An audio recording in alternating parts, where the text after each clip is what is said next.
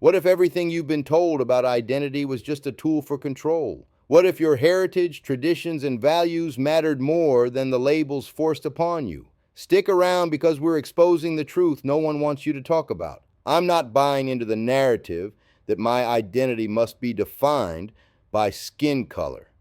The idea that I'm colorblind and that it's a product of privilege is a tired trope pushed by radical leftists who seek to divide people along racial lines. The concept of privilege is a tool used by socialists and progressives to guilt-trip people into conforming to their ideology. It creates a false sense of guilt and shame, separating people into oppressed and oppressor classes. I won't fall for it. My identity is rooted in my culture, heritage, and values, not my skin color. My friends from the Caribbean and Africa share this perspective, proudly identifying with their cultures and traditions.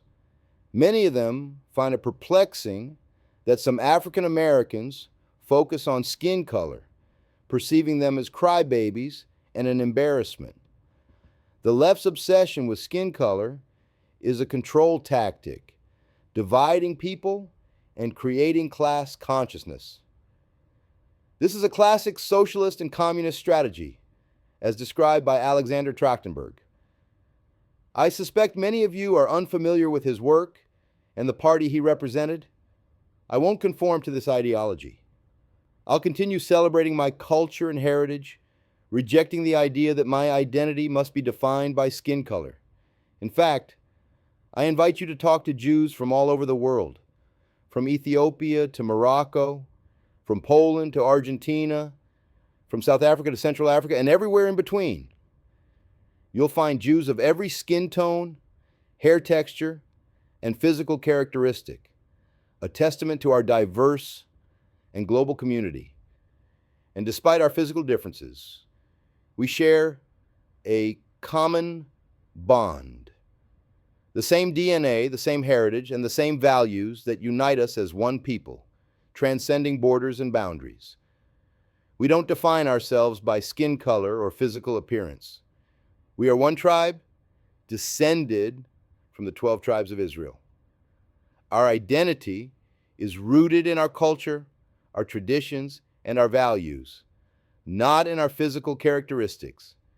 It's also worth noting that many Africans take issue with Americans calling themselves African American.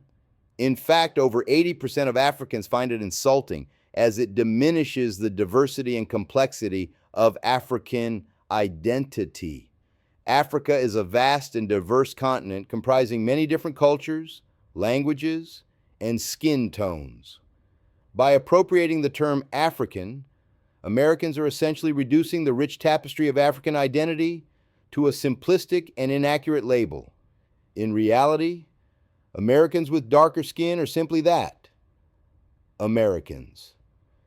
They may have ancestral roots in Africa, but their identity, culture, and experiences are shaped by their American upbringing. It's time to retire the term African American and recognize the complexity and diversity of both African and American identities. So I'll continue to celebrate my Jewish identity without apology or guilt, and I'll continue to reject the idea that my identity must be defined by skin color or physical appearance. To those who have nothing good to say, I'm impressed.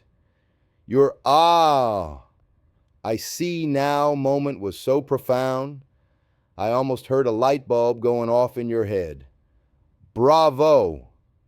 You've managed to distill our entire conversation down to a single, patronizing sentence. That's some next-level intellectualism right there. But let's get real, shall we? Your "it's all about you" trope is a classic leftist deflection tactic. It's like you're trying to say, "Hey, look over there, a squirrel," while avoiding the actual argument. So, here's a news flash. I'm not the one peddling divisive ideology or trying to guilt-trip people into conforming to my worldview. That would be you. So, Either step up your debate game or take a seat. Your choice.